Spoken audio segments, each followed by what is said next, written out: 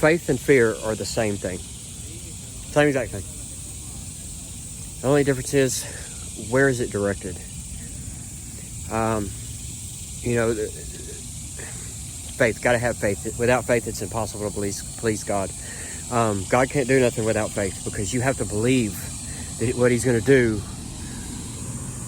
that He's actually going to do it. That's one of the biggest things that ties His hands, is our faith in Him. Fear. It's a belief that bad will happen. Faith is a belief that good will happen. Fear is a belief that bad will happen. It's the same thing. It's just a belief system. It's what you believe in here and up here. That's a big driving force in so many of our lives, and we don't realize how much good or how much damage it does to us in here and in here. Those of us that believe in God and have seen God move because of our faith, and seen the things that God does in our lives because of our faith, know that it works. It's the same thing with fear. A lot of us know, what's the phrase? You attract what you fear. It's a belief system. We talk about energies and all this stuff going on, and vibrations and all that, but literally, if God, they can read your faith, your fear. What you fear, you attract what you fear. You attract what you believe in. And it has a lot to do with what goes on up here and what goes on in here too, because what we believe about ourselves is a big driving force in our life. Someone like myself, I struggled with addiction most of my life, in and out, been in and out. One of the biggest things that changed my life completely, and even through the relapse, even through this last relapse I just had, it changed my life completely, was the way I thought about myself and the way I felt about myself and the things I told myself, and not only myself, but about my past. My past was a big driving factor, because the thing that drove my addiction most of my life was my low sense of self-worth, my low self-esteem. No good. I was a reject. I was a low life. Nobody loved me. Nobody cared about me. Nobody wanted me around. Things like that I just believed out of myself because of misconceptions I had as a child growing up. There were certain things that happened in my life between my father and between the religion that led me to believe that I wasn't good enough, and that fueled my life for up till I'm 40 now. I just turned 40. That fueled my life up until I was early 30s. And I went through a program that really, really dealt with the way I thought about myself and the way I felt about myself. And because of them, I still relapsed after that, because there was some trauma stuff still going on that I didn't realize was still going in there. But my mindset never changed. I never stopped and said, I'm not good enough. I'm not good enough. I can't do this. I'm just going to lay everything down, forget it. After the fact, it was, I'm going to get back up off my feet, and I'm going to do this damn thing. I'm going to keep moving forward. The thing that we don't realize, a lot of us don't realize, and I didn't know it until, the same 5-6 years ago, is our memories have emotions attached to them.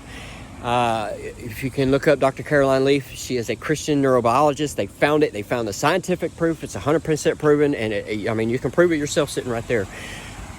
Our memories have emotions attached to them. So take, for instance, you're having a good day. Everything's good. Oh, that's beautiful. Look at that. Thank you, Lord. Say, for instance, you're having a good day, and somebody brings up something that happened recently. Say a loved one passed away, your mother or your grandmother passed away. What's going to happen? As soon as you think about that, you're going to get sad. Say you're having a normal day and you think about something that happened earlier in the week that was really good. You found $500, just using an example. You're instantly going to smile, right? Because your memories have emotions attached to them. What happens, especially, with anybody, but I'm going to use people in addiction that are suffering with addiction, alcoholism specifically, because I've witnessed this. This is the example that I can tell you is 100% true. I'm not a scientist. I'm not none of that crap. This is purely experience through my whole life. What happens is when you have certain childhood traumas, like for me, it was rejection and abandonment. It was not good enough, not I was left out, not loved, unloved. Love has been the biggest thing in my whole life, is being unloved. So what happens, one of my instances, I almost had 2 years sober, and I never kept a big circle. I had 3 people living immediately around me. I had a guy at work, I had my best friend that lived right by me, and my mother lived in the next building. I had almost 2 years sober, keep in mind. within about a month and a half, all three of them moved away. Subconsciously, me, I'm like, oh, I'm fine. I've been sober 2 years. Subconsciously, I'm alone again. Everybody left me. I'm not good enough. I don't give love anymore. So all the memories and the emotions start coming back up. So what's also attached to them emotions? The coping mechanisms. So my body, my mind knows what it likes to do when I feel bad. My body and my mind knows what it wants to do when the loneliness sets in, the rejection, the depression, the sadness, all of that, the abandonment. My body knows what it likes to do. So what happens? Boom, gone. This is a big part of the reason that Jesus came, was for forgiveness, not only for others, but for ourselves. We have to learn to forgive ourselves for our past, even if the stuff that didn't happen to us. And this is why we have counselors and therapy and all this stuff that we have to go to. Because what these programs do is they take you back through whatever happened, whatever incident it was. For me, it was my dad. I had to go back through that, and I had to relearn my dad. And I had to come to the realization that, it wasn't that he didn't love me, it was that he didn't know how to be a dad. And I had to go back through that pain, and I had to deal with that pain. And I had to separate the action from the emotion, and I had to draw that emotion up, and I had to offer forgiveness. I had to forgive, because what that did is that allowed that emotion to be let go from that event. It wasn't even just an event, it was years of my life, that things that would happen that shaped who I was. It shaped who I became for so many years. Things would happen. I would be certain places and it would trigger it. Oh, I'm not good enough. I would be in the stores. I would be in a restaurant by myself. Bam, trigger it. So many things in my life would trigger the loneliness, the rejection, the abandonment. And I want to get high. I want to drink. And this is not only an addiction, though, because this affects so many people all over the world, whether we're in addiction or not. There's so many of us that are scrolling through Facebook for hours a day because we don't want to be on our own heads, because we're dealing with stuff from our past. Just so many different things. We got to deal with what's going on with us. We have to. We don't have a choice. Our life never gets better. And the problem is it's our belief system. It's what we believe about ourselves is the problem. For me, I believed I wasn't good. My mother raised me. You're a good. So many people told me, you got a good heart, dude. You're a good dude, and and all this and all that. And I never believed none of it. Never changed. Never believed none of it. Didn't want to hear it. No, I ain't. I do this, I do that. But the thing is that I never really came to the realization of was that who I was not defined by the actions that I did. The things that I was doing, the stealing, the drugs, the alcohol, all that was just to mask the pain. That was just to get rid of the pain. That wasn't who I was. But I saw what I was doing as who I was, not who I was, not who my heart was, not my values, not my beliefs, because my values were good. I hated stealing, but I was addicted to it. I hated doing drugs. I liked the feeling, but I knew it was ruining my life, and I freaking hated it.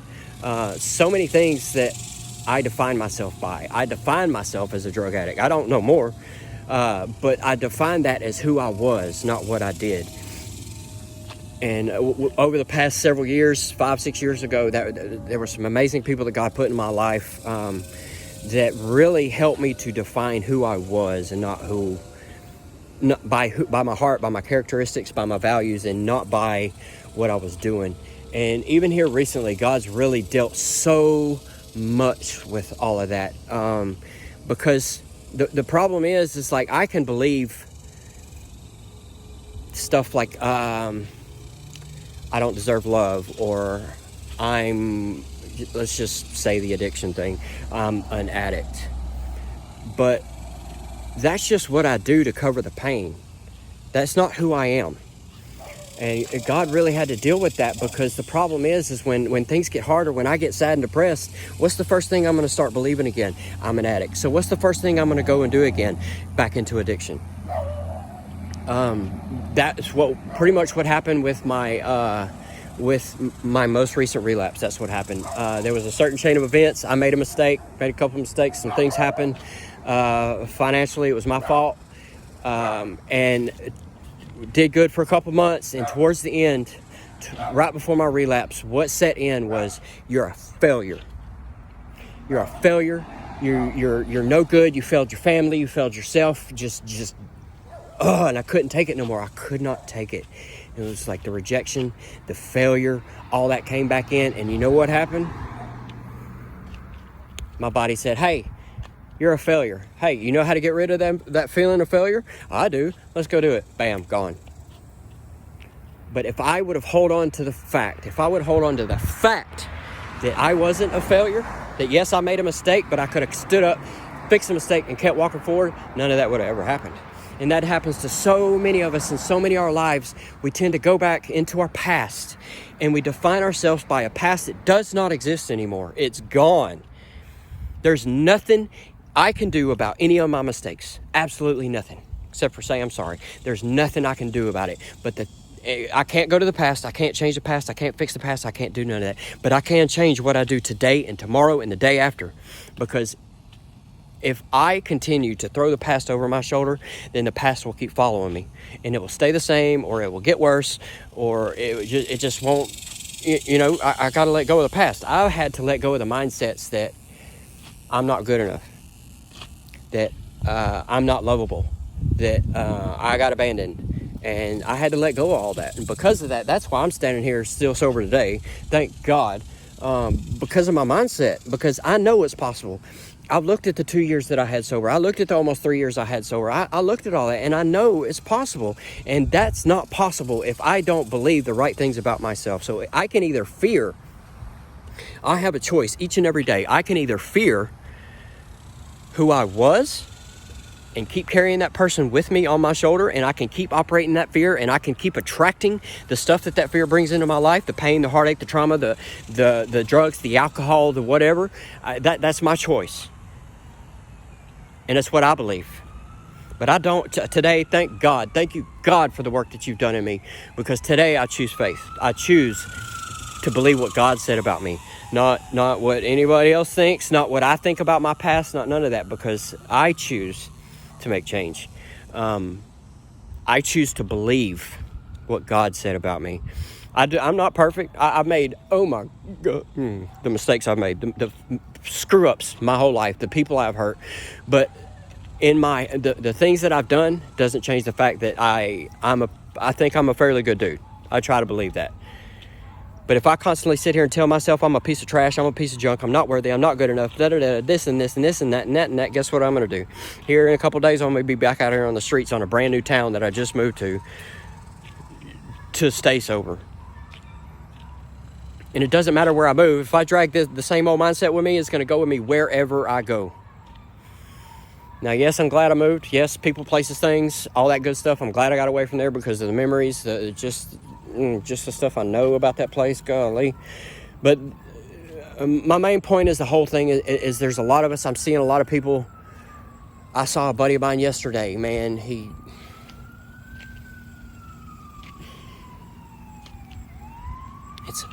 What are we doing with this up here? What are we doing with this right here?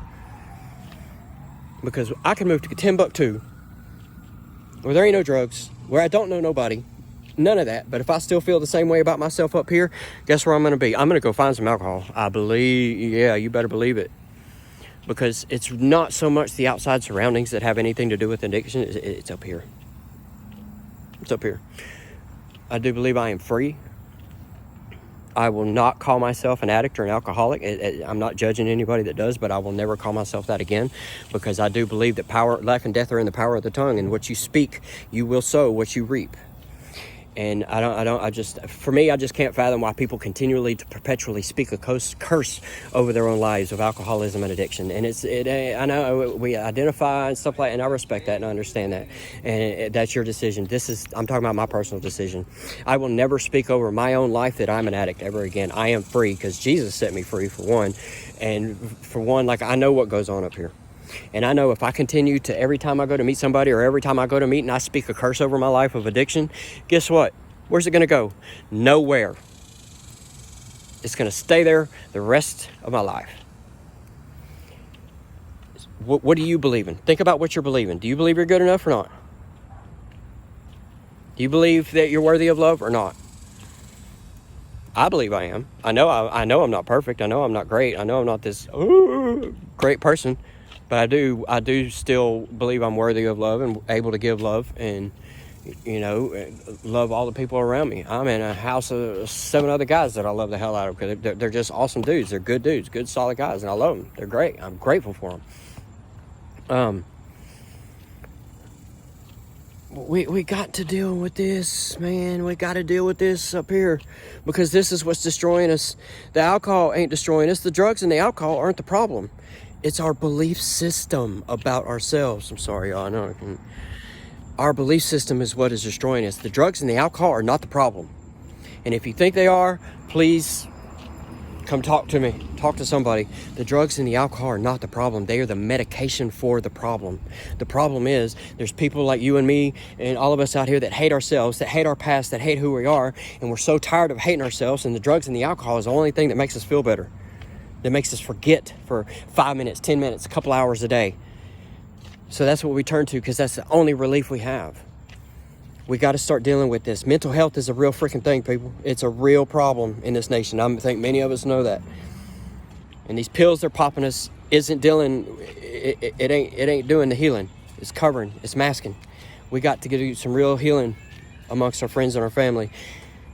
Just deal with it. What's going on up here? Next time you're sad, decide, hey, what's going on up here? Why am I sad? What am I thinking about that's making me sad? How can I go in and say, hey, you know what? I'm sad about this. This hurts my feelings. I'm going to forgive this person for this. Or I am 100% living proof that you can change how you feel about something. My every time, so many things in my life cause me sadness and pain and heartache and depression because of the lack of relationship with my father and because of religion. But now I can sit here. I've done the therapy. I did the trauma therapy. I did the counseling. I've done all that, and I've done it a couple times. But this has been the greatest time that I've ever dealt with it. And now I can sit here and think about my dad and think about things that happened, and it has no effect on me. None. Like, it's like, okay, I can laugh about it now. Like, man, my dad, what was his deal? And, I don't cry about it no more. It don't hurt me no more. And man, y'all check on your family. Check on your people. Love on them, okay? I love y'all. Check your belief systems. What do you think? Are you having faith in the right thing about yourself, or are you fearing the wrong thing about yourself? Check yourself. I love y'all. Have a good night.